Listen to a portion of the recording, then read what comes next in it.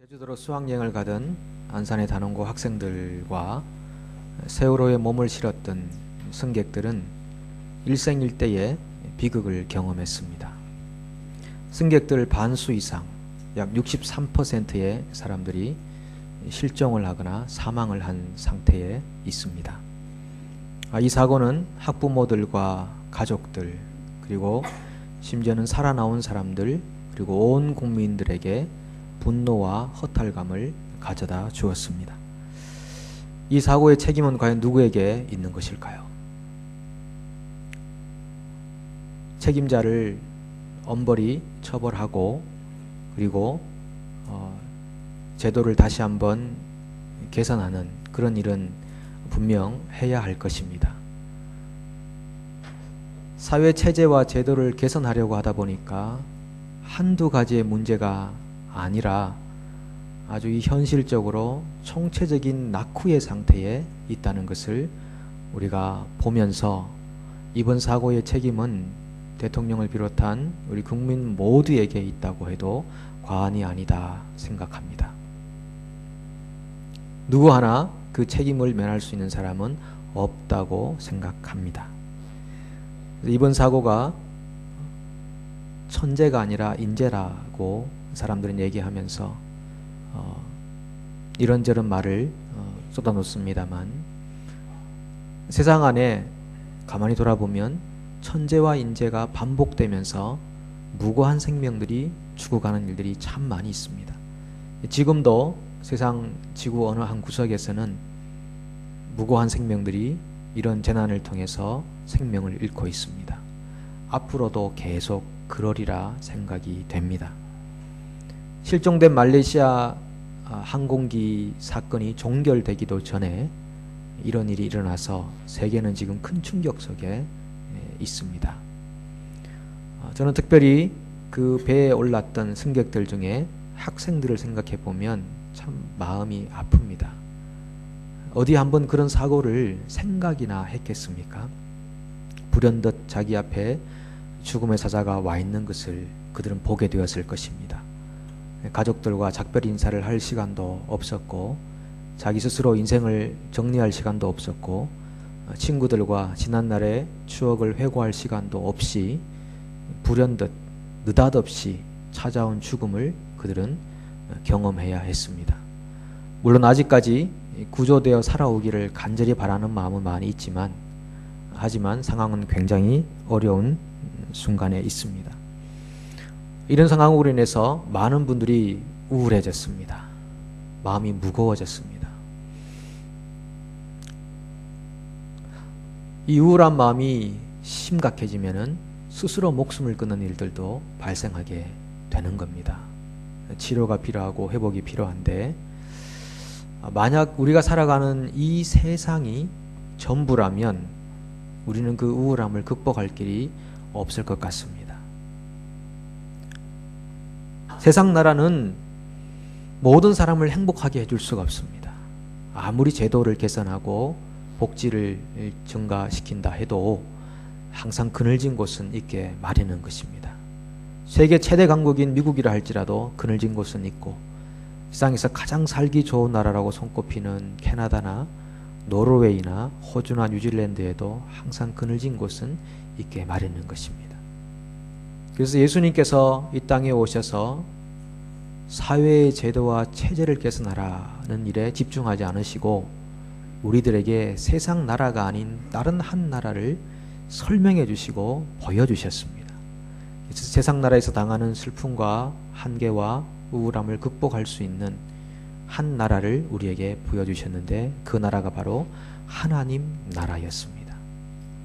예수님께서 십자가에서 죽으시고 부활하신 후에 바로 하나님께로 승천하여 가시지 않았다는 것은 아주 의미심장한 일입니다.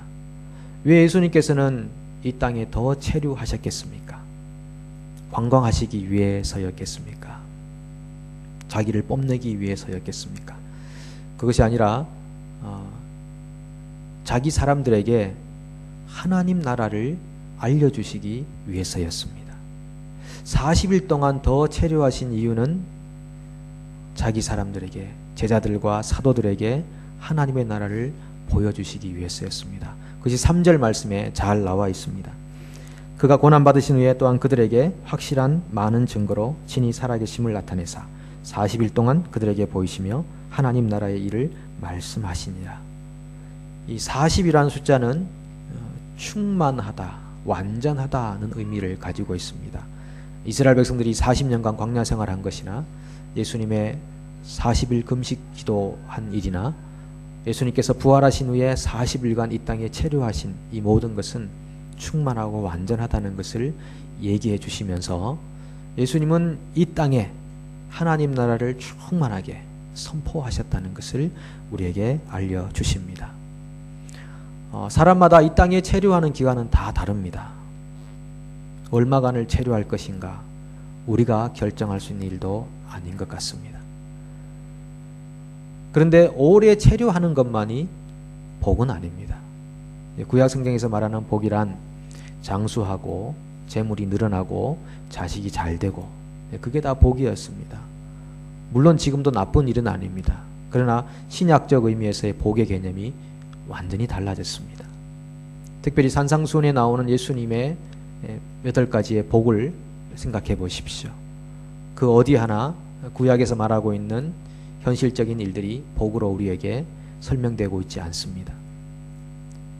심령이 가난한 자, 애통하는 자, 온유하는 자, 의에 줄이고 목마른 자, 그리고 긍휼히 여기는 자, 마음이 청결한 자, 화평하게 하는 자, 의를 위해 박해를 받는 자, 그 사람들이 복이 있는 사람이라고 예수님께서 설명하셨습니다.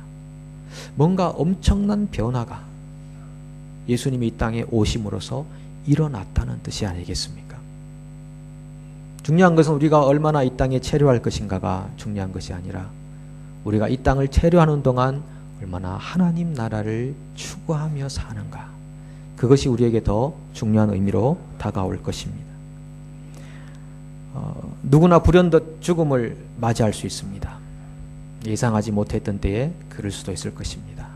그럴 때에 하나님 나라를 추구했던 사람들은 그 죽음을 담대하게 받아들일 수가 있을 것입니다. 안산에 제 친구 하나가 목회를 하고 있어서 전화를 한번 해봤더니만, 문자로 얘기를 해봤더니만 자기 교회에 출석하시는 권사님의 외손주 하나가 이번에 실종자 명단에 들어있다는 겁니다.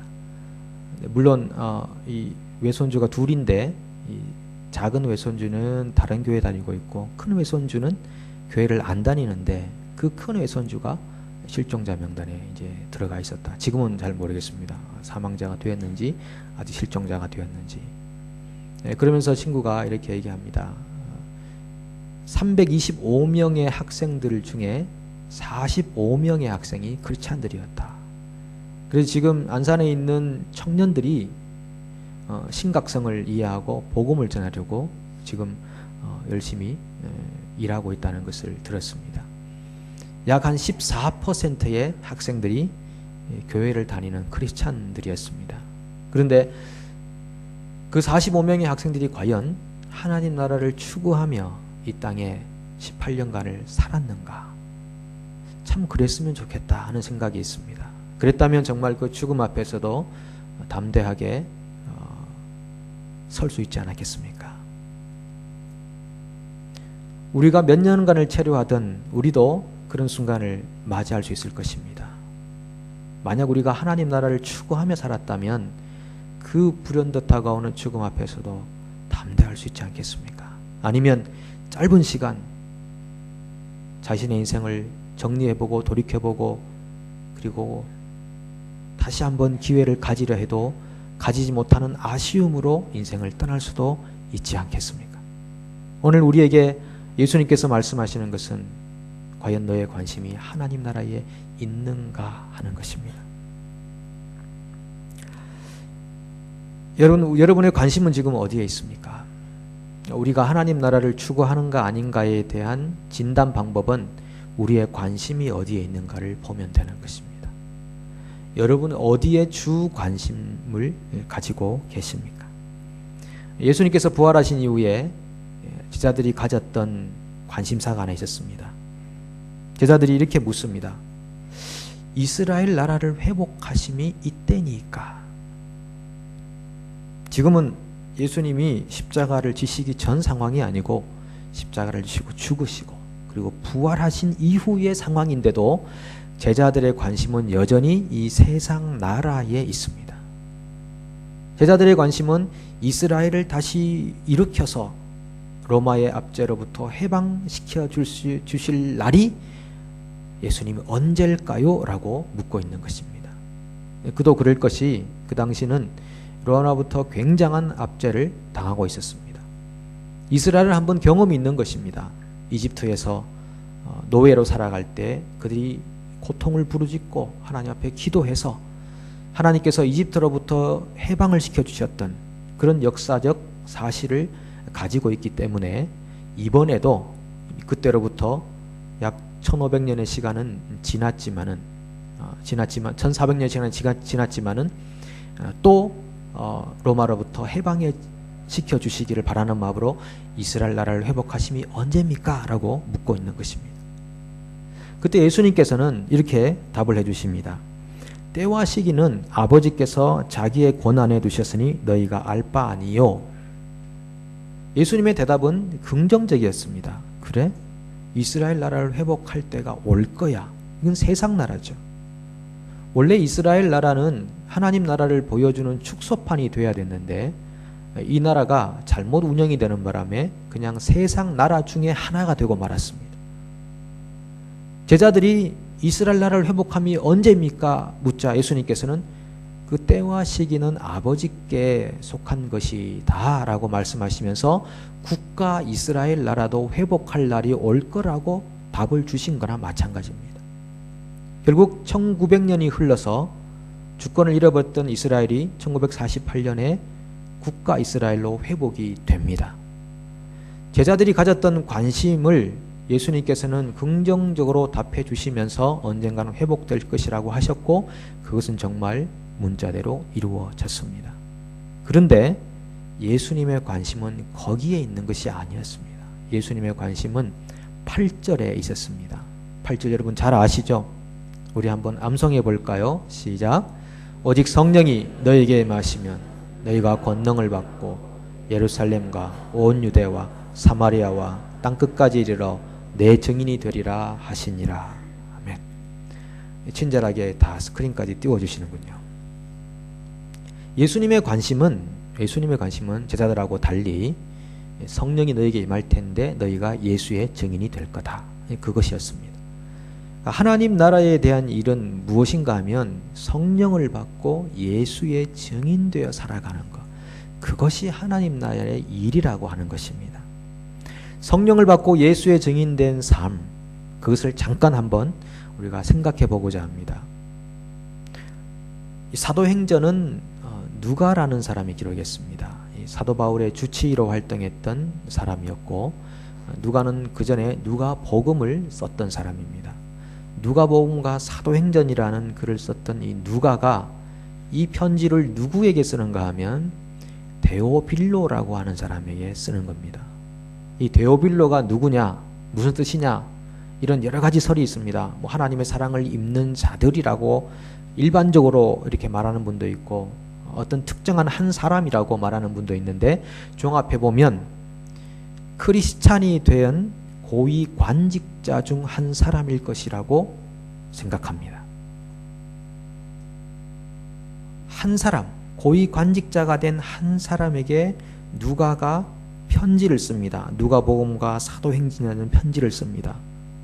그런데 한 사람에게 쓴 편지가 지금 수많은 사람을 구원으로 인도하는 역할을 하게 되었습니다.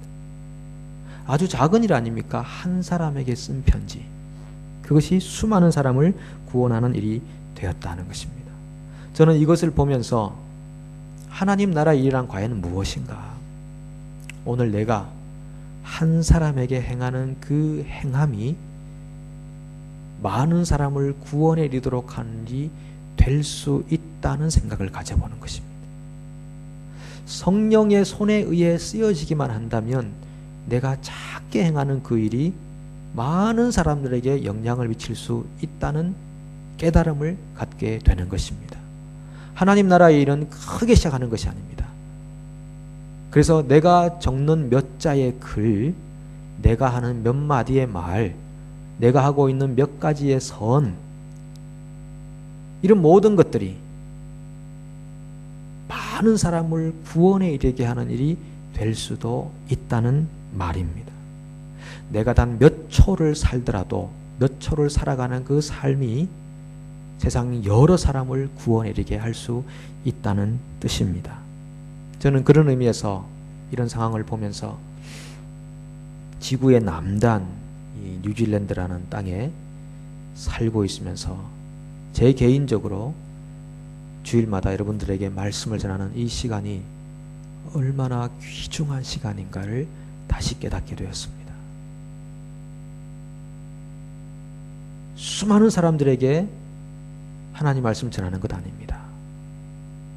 단 몇 분이라도 이 말씀을 경청하여 듣고 있다면 이것이 얼마나 하나님 나라에 있어서 귀중한 일인가를 새삼 깨달으면서 이 복음을 선포하는 일에 더욱 헌신해야 되겠다는 결심을 가져보는 것입니다. 이것은 제게 해당되는 것이고 여러분들에게도 동일하게 해당되는 일들이 많이 있을 것입니다. 지금 살고 있는 삶의 작은 일, 그 작은 일이 하나님의 손에 들려질 때 얼마나 많은 사람을 위로할 수 있을지 모르겠다는 것입니다. 하나님 나라는 거대하게 해보고 싶다는 마음을 벌어넣는 것부터 시작하는 것입니다. 뭔가 큰 일을 하고 싶고 뭔가 많은 사람들에게 내 이름을 남길 수 있는 일을 하고 싶고 뭔가 좀 거대한 결과를 가져보고 싶다는 그 생각부터 일단 내려놓는 것입니다. 그리고 내 앞에 있는 그 작은 것 하나를 주님께 하듯이 행하는 것입니다.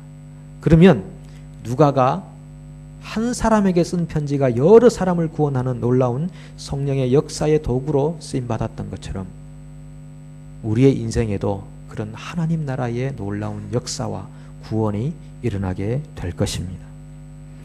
철로 역정을 썼던 존 버년이라는 사람은 원래 글을 못 읽는 사람이었는데 독학으로 글을 배웠습니다. 그리고 이분 마음속에 하나님께서 나를 용서하셨다는 그 용서의 확신이 없어가지고 늘 괴로움이 많았습니다. 그런데 경건한 한 여인의 도움으로 그녀가 나중에 아내가 되었죠. 그녀의 도움으로 그 두려움을 극복할 수가 있었습니다. 그런데 그 경건했던 아내가 20대에 그냥 세상을 떠나버리고 말았습니다. 그래서 이 존 버년은 그때부터 설교하는 일에 헌신하기 시작합니다. 다른 모든 세상의 어떤 기쁨들을 내어놓고 설교하는 일에 헌신하는데 그 당시 영국 정부는 허락 없이 설교하는 것을 원하지 않았기 때문에 이 허락 없이 설교하는 존 버년에게 3개월의 형을 선언했습니다. 그리고 지켜보는데 존 버년이 3개월의 형을 받고도 계속해서 설교를 하겠다는 고집을 피우는 바람에 12년이라는 형을 받게 됩니다. 감옥에 갇힌 존 버년입니다. 이제 그의 인생도 막을 내릴 때가 되었다. 이렇게 생각이 되었습니다. 그런데 그 감옥에서 존 버년은 하나님의 임재를 경험합니다. 그리고 그가 할 수 있는 감옥이라는 상황에서 그가 할 수 있는 일을 하기 시작했습니다.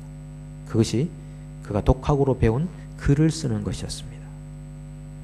그 글을 써서 남긴 작품이 철로 역정이라는 작품인데 그 작품이 얼마나 많은 사람들에게 감화와 감동을 주고 또 하나님께로 갈 수 있게 만들었습니까? 감옥에 갇혀 있지만 그가 할 수 있는 작은 일, 그 일이 하나님의 손에 들려지니까 많은 사람을 구원하게 되더라고요.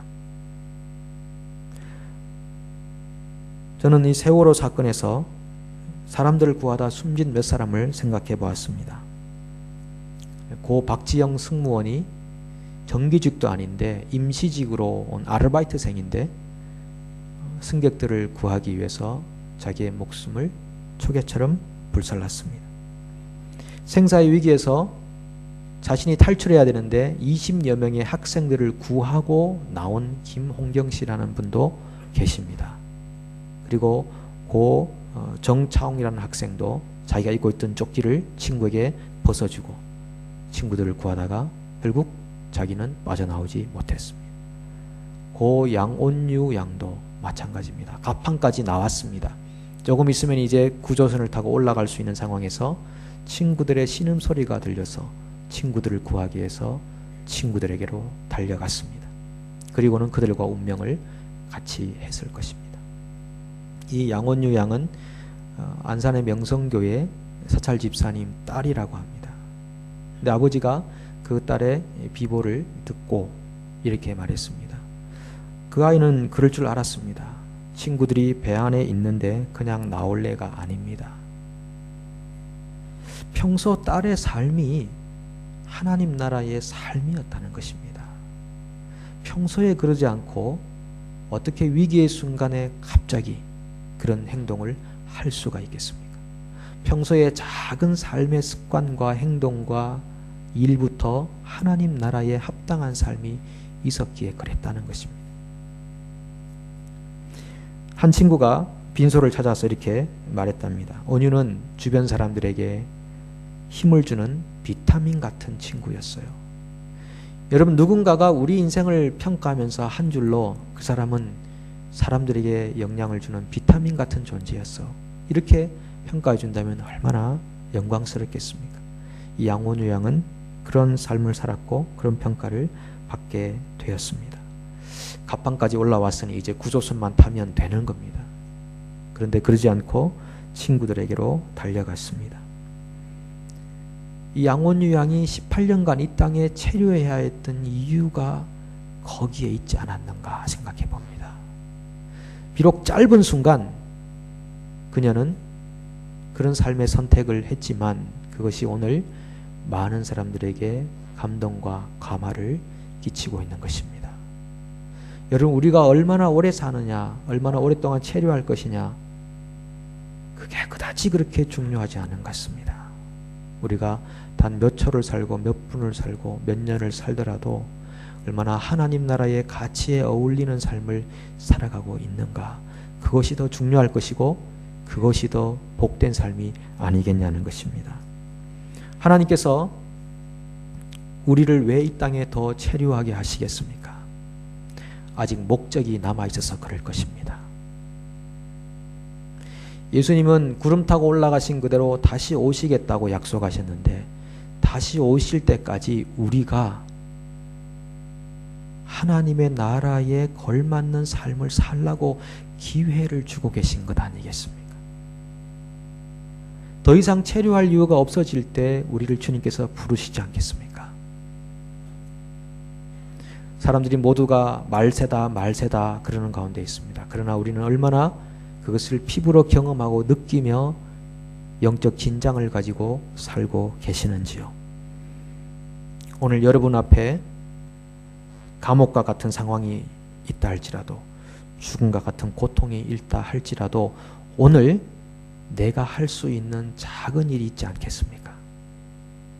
상황과 환경을 바라보거나 탓하지 마시고 오늘 내가 할 수 있는 그 작은 일에 헌신해 보십시오.